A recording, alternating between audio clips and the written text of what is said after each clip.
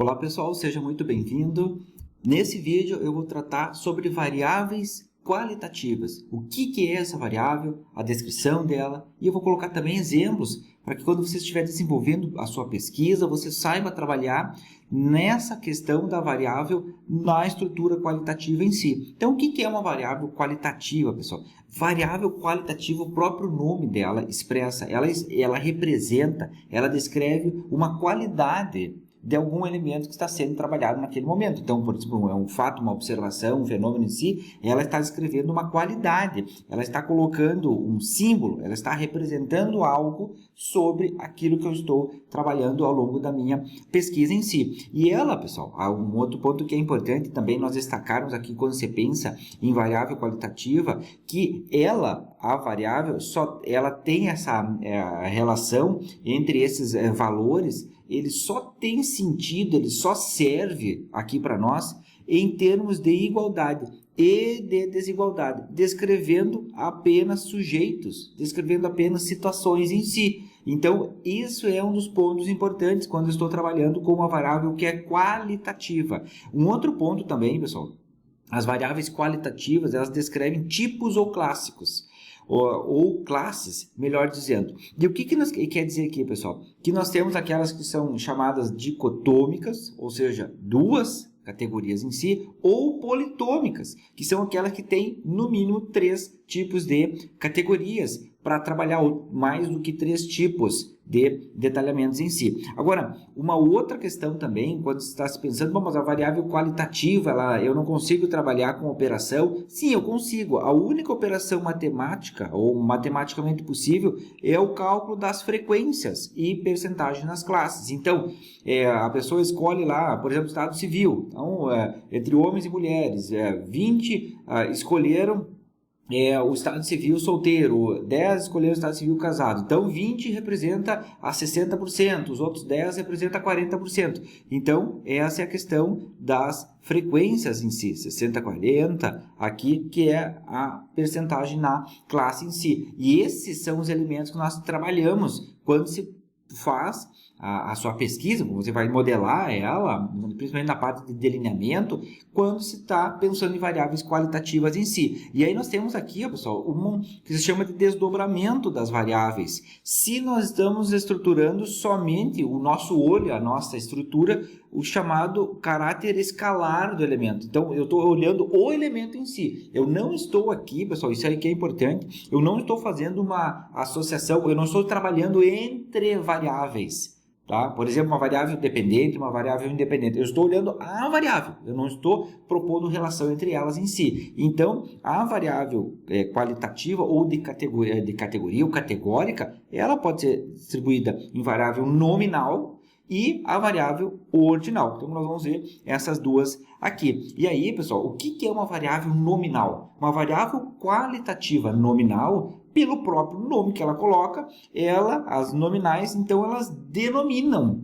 alguma coisa, ela expressa algum tipo de atributo daquela variável. Só que o grande detalhe da variável nominal é que ela em si, ela só expressa uma descrição, um nome, ela não coloca ordem ou hierarquia em relação às variáveis. Esse é um ponto que nós precisamos destacar quando se trabalha na variável qualitativa nominal. Somente a questão de expressar um nome daquela variável.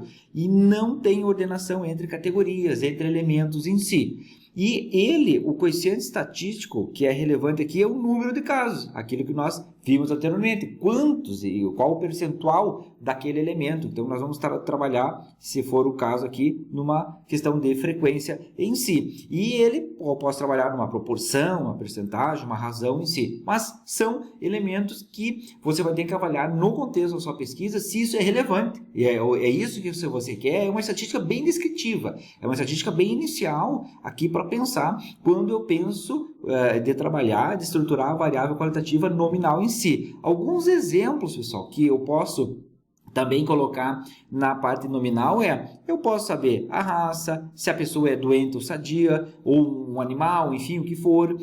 Se eu posso fazer pesquisa querendo saber se aquilo é ruim ou se é bom, cor dos olhos. Então, veja, aqui eu faço um destaque, por exemplo, na cor dos olhos, não existe uma hierarquia. Eu só estou expressando o nome. É azul, é cinza, é castanho, é verde, outros tipos em si, mas é um nome. E disso desses elementos, eu posso tirar a frequência que tem. Então, 10 olhos de cor azul, 5 cinza, 2 castanho, 1 verde. Então, eu posso tirar a frequência e o percentual em relação a esses valores em si. Somente isso.